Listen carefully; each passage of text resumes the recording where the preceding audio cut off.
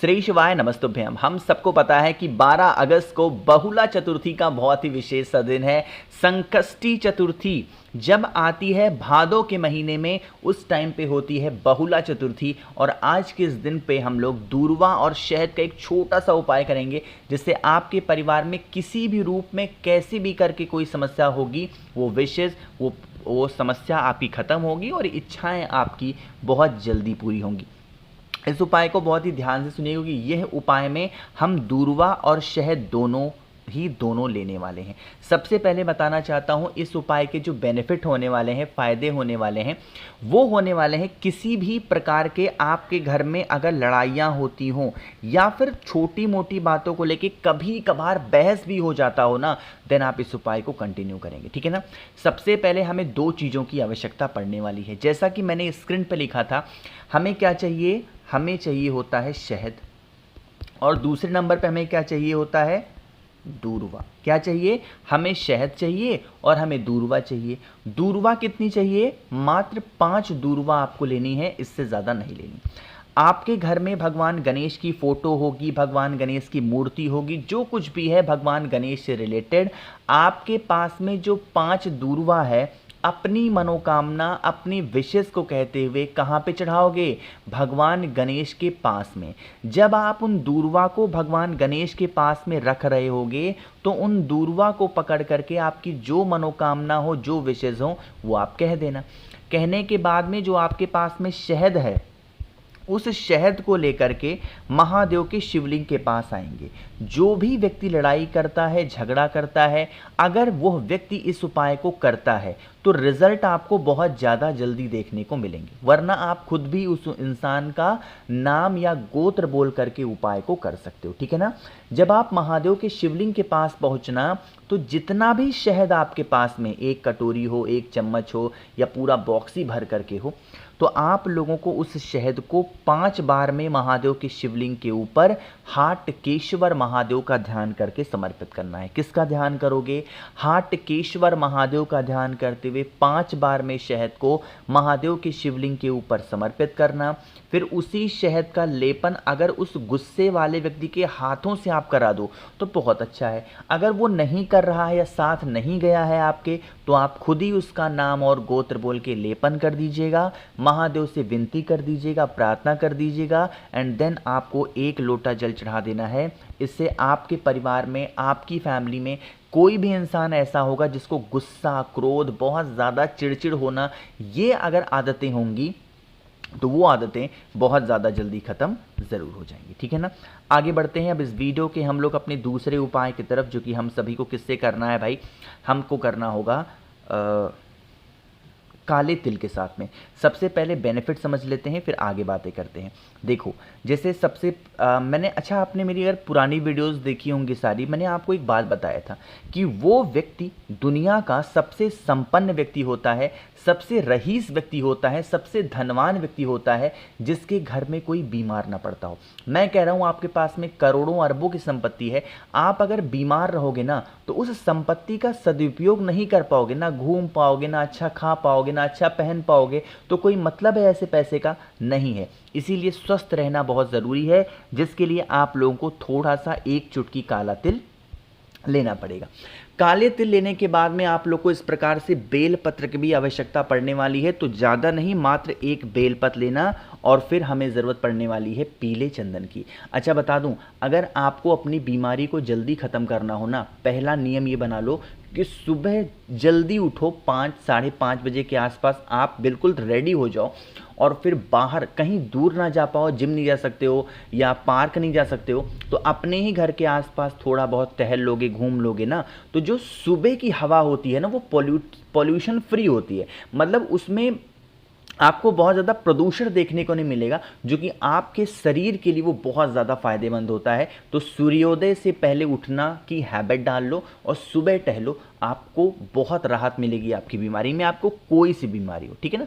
अब हमें क्या ले लिया, पीला चंदन ले लिया, तांबे का लोटा भर लेना, जल भर लेना, और जल के अंदर गंगा जल। गंगा जल क्यों ले रहे हैं, क्योंकि ये उपाय हम रोग बीमारी के लिए कर रहे हैं। और फिर पहुंच जाना है महादेव के शिवलिंग के पास में। यहाँ पर पहुंच के आपको 2 से 3 काम करने हैं। सबसे पहला काम करना होगा, जो आपको मैंने पीला चंदन दिखाया, उस पीले चंदन का लेपन आपको 2 जगहों पे करना है।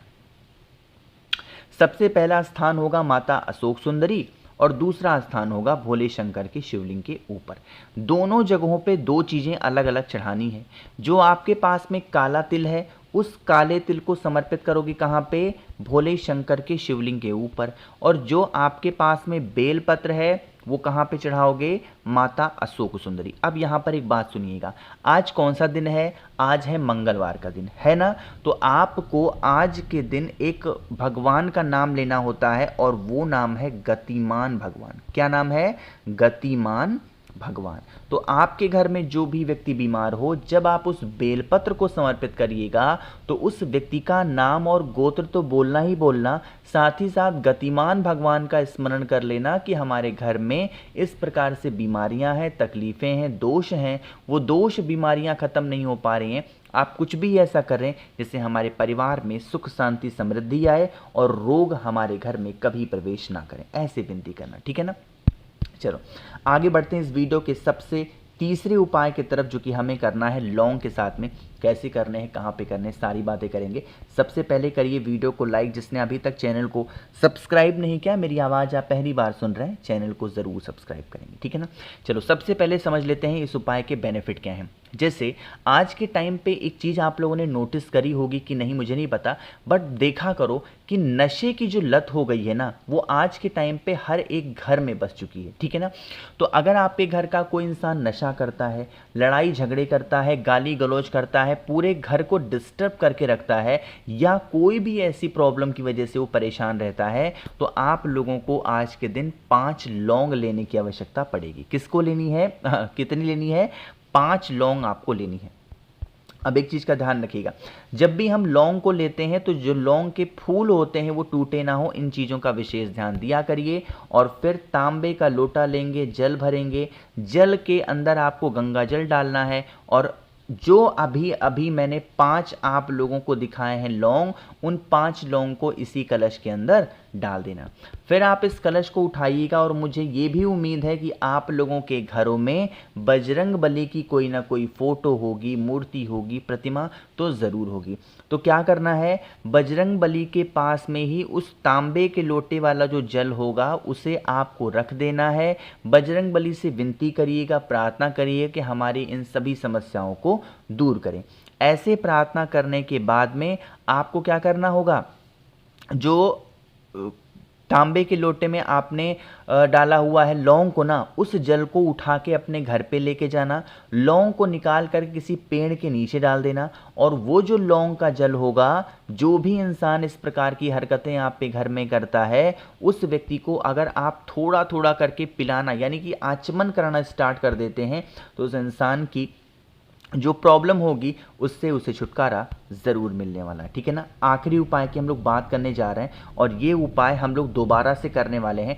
आपके शरीर में किसी भी प्रकार की दिक्कतें हों, अगर आप टेंशन बहुत लेते हो, आप सोचते बहुत हो, या आप कोई भी सामान रख करके भूल जाते हो, वो मिलता ही नहीं है, कोई सामान खो गया है, भोले शंकर से विनती करनी है, प्रार्थना करनी है, तो आपको मक्खन की आवश्यकता पड़ेगी। बहुत ज़्यादा महंगा मत लेना, ठीक है ना? किसी भी ब्रांड का ले सकते हो, बस आपको मक्खन लेना है। मक्खन लेने के बाद में महादेव की प्रिय चीज़ भी हम कैसे भूल सकते हैं, जो कि बेलपत्र होती है। एक बेलपत्र लीजिएगा, मक्खन लीजिएगा और किसी भी एक पात्र में जल लेकर के पहुंच जाना महादेव के शिवलिंग के पास में।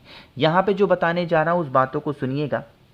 जो आपके पास में क्या है बताओ जल्दी से? मक्खन है। उस मक्खन का लेपन करेंगे भोले शंकर के शिवलिंग के ऊपर, ठीक? मक्खन का लेपन किया।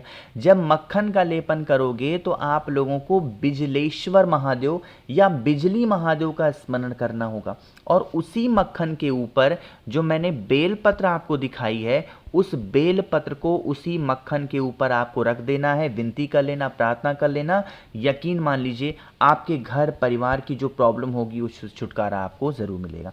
और हाँ, बेल पत्र समर्पित करने के बाद में आपको 1 लोटा जल श्री शिवाय नमस्तुभ्यम का स्मरण करते हुए जरूर चढ़ाना है, ठीक है ना। देखो मैं बताऊं या ना बताऊं, बट आप लोगों को जल ज़रूर चढ़ाना है महादेव के शिवलिंग के ऊपर। आप कोई भी उपाय करते हो नहीं करते हो उससे मतलब नहीं है, बट जल तो ज़रूर ही चढ़ाना है।